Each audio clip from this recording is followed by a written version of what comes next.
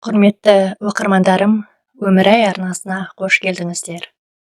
Бүгінгі кезекті әңгімемізді тыңдауға дайын болсаңыздар, бастаймыз.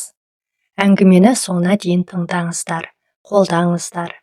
Мүмкін өмірде кездестіргендеріңіз бар ма? Пікірлеріңіз маңызды оқырмандарым үшін. Ал кеттік. Ауылдан қалаға көшіп келген Баян мен Мұхит жұмыс іздеп біраз жүрді. Ауылдағы үйлерін сатып, қаланың шетінен кішігірім корпус үйден бір бөлмелі пәтер алды. Мұхит осы пәтерде өзінің тынысы тарылатындай сезімде болатын. Сондықтан тұрақты жұмысқа тұрғанымша деп, қалаға барып, пәтерден қалған ақшаға арзандау көлік алып, таксист болып жүре тұрайын деп шешті. Баян пәтерде 3 қызымен қала берді. Бірақ аптасында бір-екі рет келіп, күйеуінің әкеп беретін табысына көңілі толмайтын.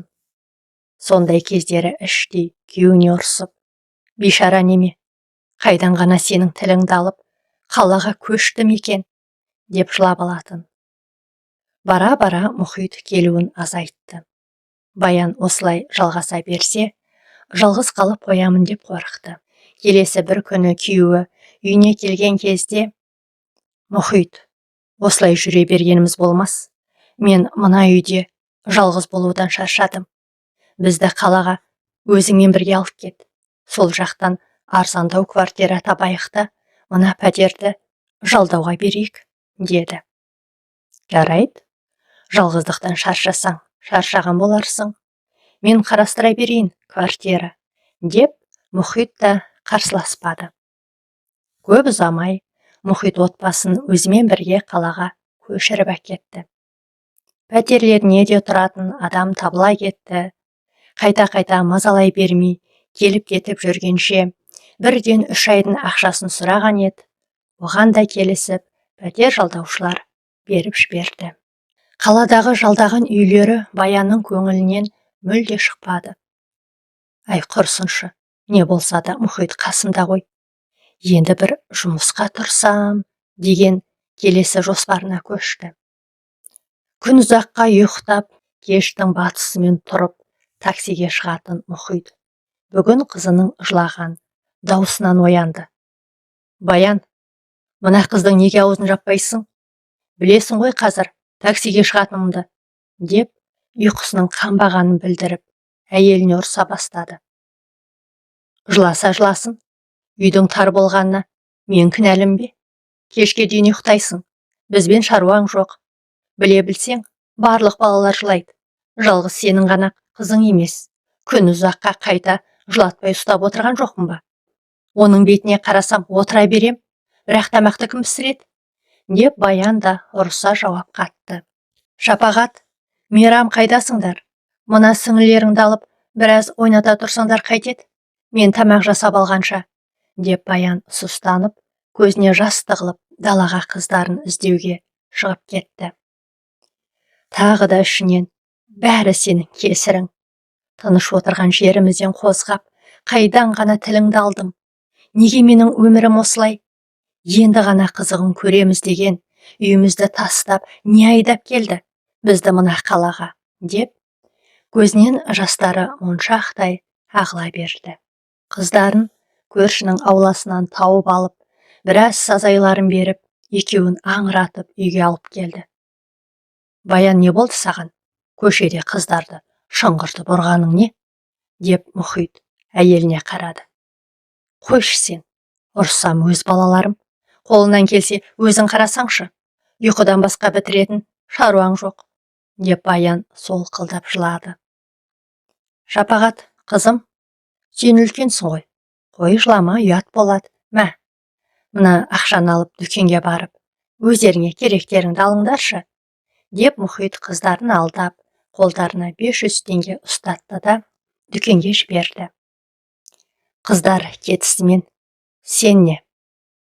Есіңнен адасайын деп жүрсің бе? Ұрмай-соқпай, неге жылайсың? Көршілерден ұялсаң қайтер еді? Олар өздеріне қарасын. Мен шаршадым. Әбден шаршадым. Не жүріс біздікі? Қаңғып. Қашан жұрт құсап өмір сүреміз? Маған бұл өмірдің қызығы қалмады, деп жылауын одан әрі үдетті Баян. Баян, есіңді жи. Менің де нервім темір емес қой. Дегенде, сен қоя қойшы, саған не жетпей жүр? Аш жүрсің бе? Сен не, далада қаңғып жүрсің бе? Дала емес пе? Нан мен сүт әкелгеніңе мәзсің. Шаршадым мен мынадай өмірден. Түсінесің бе? Шаршадым, деп басын ұстап, Баян көкпектікке салдына берді. Не істедейсің маған? Тыныш отырған жеріңде өзің емес пе? Қалада тұрғым келеді деген. Айтшы, не істедейсің? Деп айқайлады, керегіне ұрып Мұхит. Тыныш отырған жерің қай жерді айтып тұрсың? Аптасына 1-2 рет келіп көрінгеніңе мәзсің. Дұрыс еркек пен әйел екі бөлек тұрмайды. Маған ондай өмір керек емес. Түсінесің бе? Деді.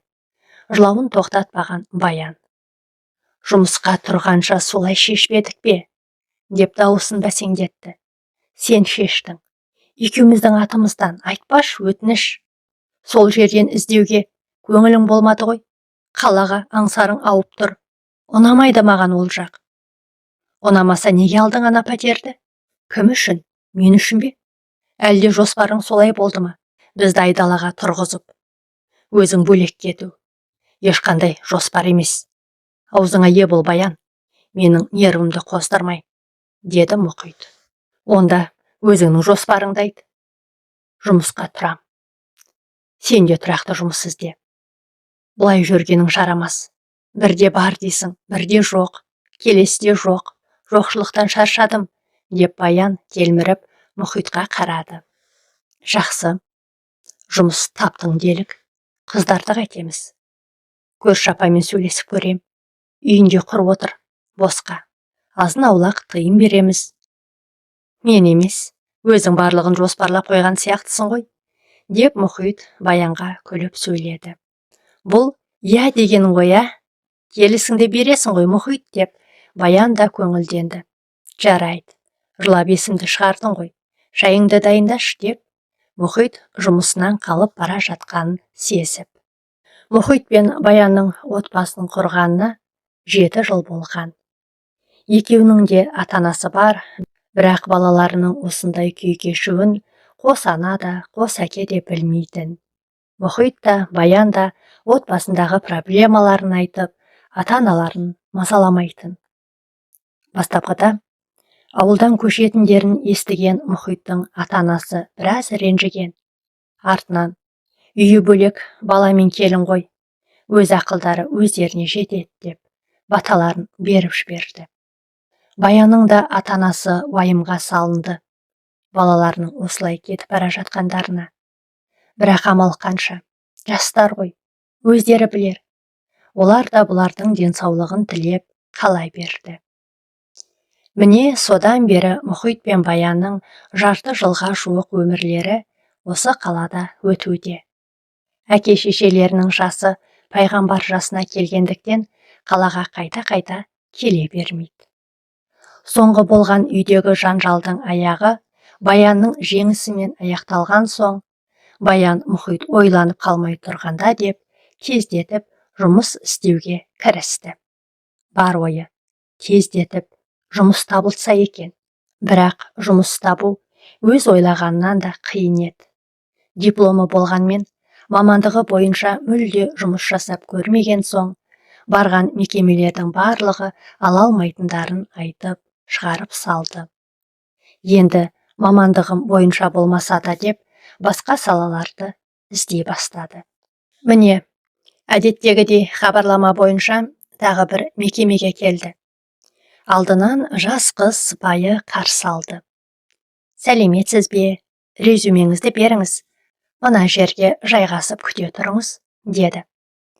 Өзінен басқа тағы да бір шама адамдардың күтіп тұрған байқады. Сәл уақыттан кейін жаңағы хатшы қыз кезекпен барлығын келесі бір бөлмеге шақыра бастады.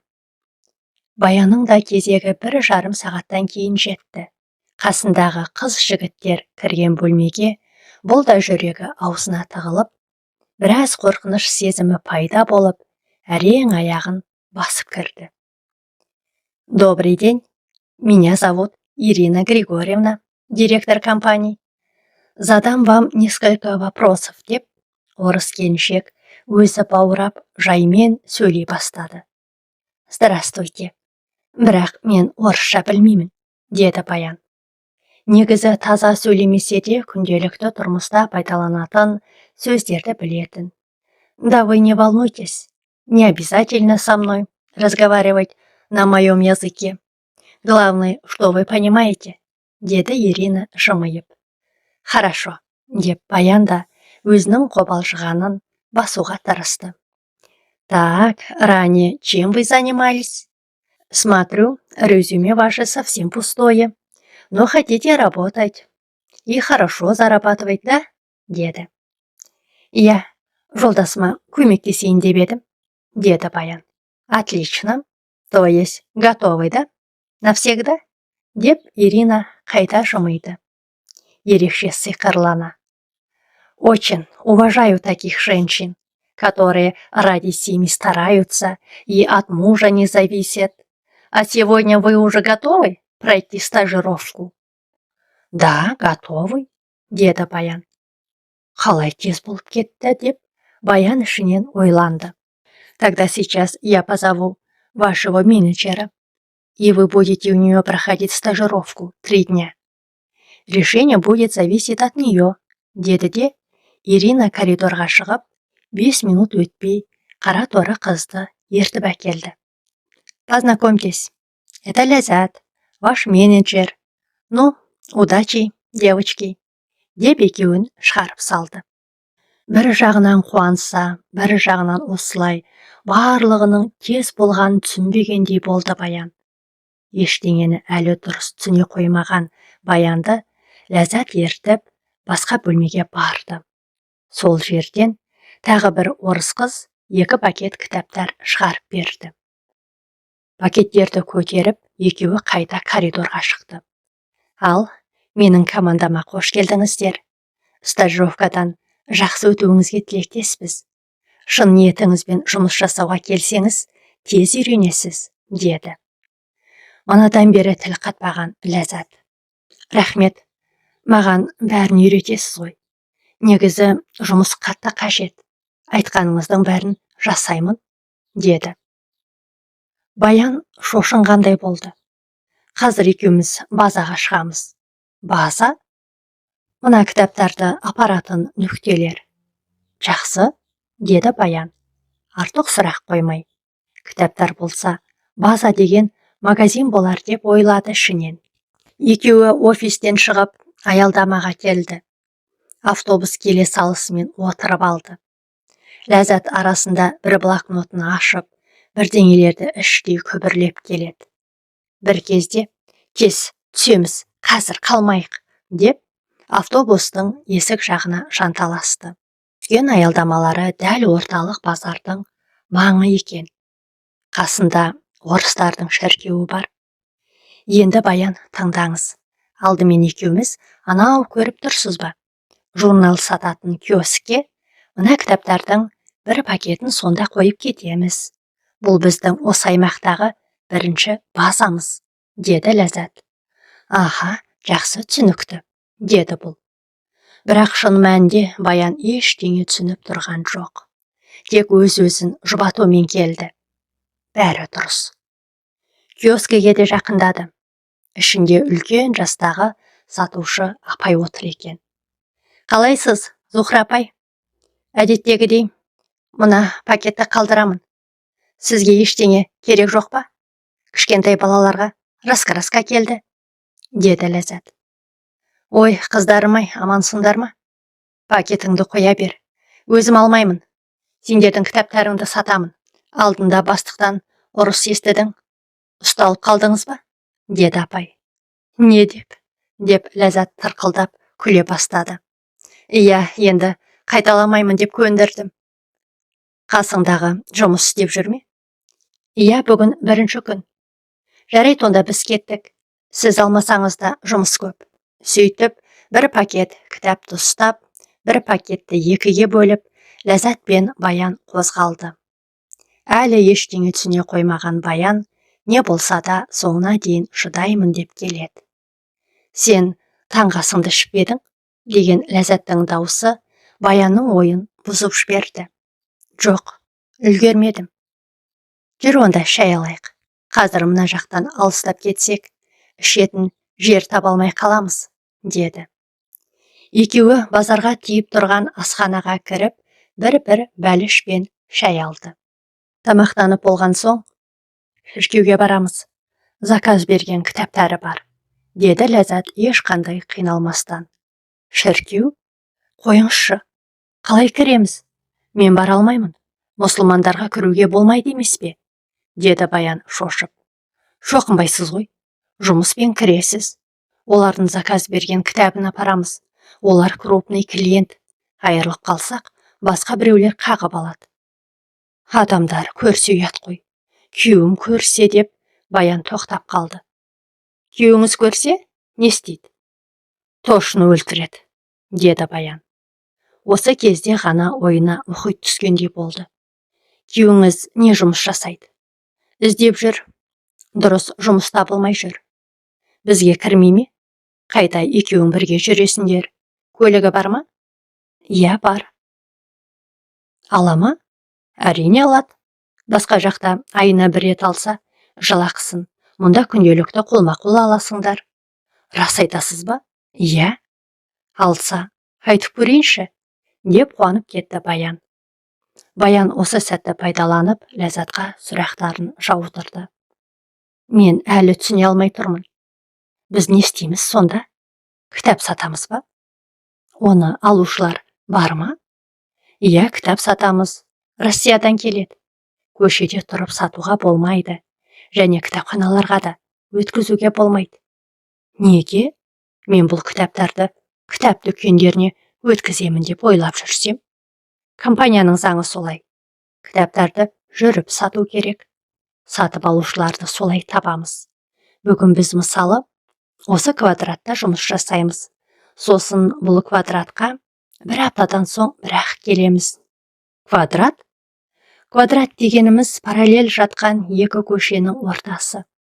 Оның ішінде барлық магазин, шаштараз, дәріхана, кафе, ресторандар бар.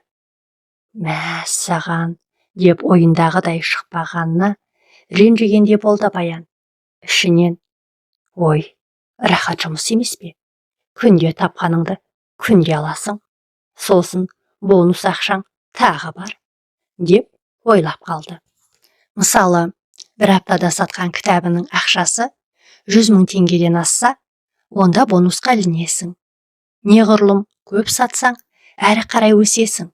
Ең жоғары деңгейге өтіп, өзіңнің командаң болады. Олар үшін тағы да ақша аласың, деді.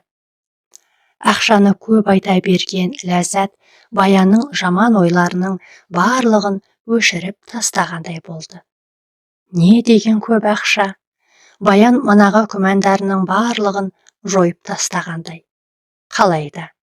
Мұхитты көндіру керек деп, тағы да бір жоспары шықты. Екеулеп тапсақ, тіпті ақшаға тенелеміз. Ешқандай қиындығы жоқ сияқты деп армандап кетті. Таңғы астарын ішіп, екі келіншек шіркеу жаққа беттеді. Шіркеуге жақындаған сайын Баянның жүрегі дүрсілдеп, бұрын соңды кіріп көрмеген соң, осы жасағаным дұрыс па өзі деп ішінен ойланып келді. Алдынан шыққан адамдардан ұялып қысылып келе жатты. Үлкен қақпаның ішіне кіріп, Ләззат, «Батюшка!» деп даусын көтеріп, біреуді шақырғандай болды. «Здравствуйте! Вы принесли книги?» деп сақалды. Орыс ер азаматы алдарынан күлімдеп шықты. «Все, что вы просили. Спасибо большое» деп кітаптарды түгендей бастады. Баянда үн жоқ. Бірақ шіркеудің ішін көзімен бір шолып, әдемі екен деп ойлады ішінен. Осындай барлығы қарсы алса ғой. Еш қиналмай сатасың ғой кітаптарды деп, тағы да өзінің керемет бір жұмыс тапқанына іштей қуанып тұрды. Кітаптарының іші сыртын түгендеп, орыс шіркеуінің батюшкасы ақшасын төлеп, Ләззат пен Баянға алғысын айтып, шығарып салды. Екеуі қайта жаңағы базасына оралып, екінші пакетті алып, квадраттарына жол тартты. Жол жөнекей алдынан шыққан барлық дүкендерге, шаштараздың біреуінде қалдырмай кіріп келе жатыр. Ең бастысы, сыпайы болу керек, деді Ләззат. Бір жолы алмаса, келесі жолы қайта кіргеніңе жақсы. Ешқандай дөрекі жауап беруші болма, мейлі қуып шықса да. Қуып шықса, дегені Баянға онша ұнай қоймады. Ондай да бола ма? Деп ішінен тағы да ойланып кетті. Осылай екеуі квадраттағы барлық дүкен, шаштараз, кафе, дәріханаларды аралап, кітаптарының жартысын сатып отырды. Мына 5 кітап қалып қойды. Бүгіндікке қалай? Шаршамадың ба? Басқа квадратқа барамыз ба? Деді Ләззат. Жұқа киініп шығып едім. Тоңып қалдым, деді Баян. Бұл кезде күн салқындау еді. Үстіне жұқа күртеше киген Баян расымен тоңып қалған болатын. Екеуі қайта офиске келіп, қалған кітаптарын өткізіп, осы жерде ертең қайта кездесетіндерін ескертіп, Ләззат Баянды шығарып салды. Үйіне қаланың кептелісімен әрең жеткен Баян, келе салысымен тездетіп, тамақ қамына кірісті. Түнімен таксист болған Мұхит әлі ұйқысынан оянбаған екен. Қазір оянсыншы, сосын жұмыс жайлы әдемі жеткізіп, өзімен бірге жасауға көндірейін деп, өзімен өзі ойша сөйлесіп, тамағын әзірледі. Арасында қыздарын да көрші үйден әкеліп, оларға шайын беріп те үлгерді. Ұйқысынан оянған Мұхит дәмді кешті астың иісі шығып жатқанға мәз болды. Баян да ерекше күлімдеп, оның аст-үстіне түсіп, «Бізде мейрам ба?» деді. «Иә, менің бүгін бірінші жұмыс күнім болды ғой», деді Баян стажировкада екен жасырды. «Қойшы, расымен жұмыс қалды ма? Қандай жұмыс? Қай жерде?» «Ресей компаниясының филиалы жақында ғана бізде ашылған екен. Соған тұрдым жұмысқа. Кітап сатамын». «Кітап дүкені ме?» «Иә, тек айырмашылығы жүріп сатасың». «Жүріп сатқан несі?» «Тағы өздерінің алатын клиенттері бар. Олар заказ береді, мен апарамын», деп Баян әлі де жұмыстың қыр-сырын дұрыс білмей жатып, Мұхитқа өтірігін қосып айтай берді. «Жолыңмен кетпей ме? Кім көтереді? Қасыңда таситын адам бар ма?» деді Мұхит. «Сен бізге жұмысқа тұрсаңшы», деді Баян. Осы сұрақтың қойылғаны қандай жақсы болды деп, іштей қуанды. «Не, жүргізуші керек пе?» деп Мұхит күлді. «Мазағыңды қойшы. Басқа біреумен тасығанымша, сенімен жүргенім жақсы емес пе? Ақшасы да көп болады», деді Баян. «Сонда сенің жүргізушің болам ба енді? Екеулеп жүріп сатамыз ғой. Сен ондайға пысықсың, қолынан келеді, еш қиындық жоқ. Күнбе-күн ақшамызды аламыз. Одан бөлек бонус бар. Сосын менеджер болғанда, қол астындағы адамдардың кітап сатқанынан тағы да ақша аласың». «Мәссаған, не деген көп ақша?» деп Мұхит күлгенін жалғастырды. «Ту, Мұхит доғаршы. Қашанғы осылай біреудің шарбағын жағалап жүреміз. Сен жұмысқа тұрамын дегенше, мына қыздар бой жетіп, ертең қиналып қаламыз. Оқулары бар», деді Баян. «Ең болмаса, ертең менімен барып, өзің сөйлесіп көрші». «Көреміз, таң атсын», деді Мұхит. «Онда бүгін таксиіңе шықпашы, ертең шаршап қаласың». «Әлі ерте ғой, 2-3 сағат болса да жүріп келейін, бензинге болса да», деді Мұхит асын қайтарып, жұмысына дайындала бастады. Ертең барып, бәрін өз көзімен көріп, ойын өзгертеді. Екі жақтап табыс тапсақ, ана пәтерді сатып, қалаға көшеміз деп, Баян қиял ойларына беріліп кетті. Бүгін күндегіден ертерек жатты. Мұхитқа да ертерек үйге қайтуын есіне салды. Бүгінгі түн ұзақ болып кеткендей, Баян қайта-қайта оянып кете берді. Бір оянғанда Мұхит та келіп жатыпты. Мұнысы жақсы болған екен деп, Баян таңертең жұмысқа бірге баратын болдық деп қуанып кетті. Ерте ме кеш пе расымен Мұхит Баянмен бірге офиске барды. Әдеттегідей офиске келген Баян мен Мұхитты ресепшндегі қыз қарсы алды. Баян, сіз бізде бүгін екінші күнсіз ғой. Қазір Ләззатпен бірге ана бөлмеге барасыздар, деп қолымен түкпірдегі бөлмені көрсетті. Жарайды, бірақ мен жолдасымды ертіп келіп едім, жұмыс жайлы сөйлесуге. Жолдасыңыз осында күте тұрсын, кезекпен өзім бастыққа кіргіземін, деді. Баян Мұхитпен қайтадан осы жерде кездесетін болып келісіп, Ләззатпен еріп кетіп қалды.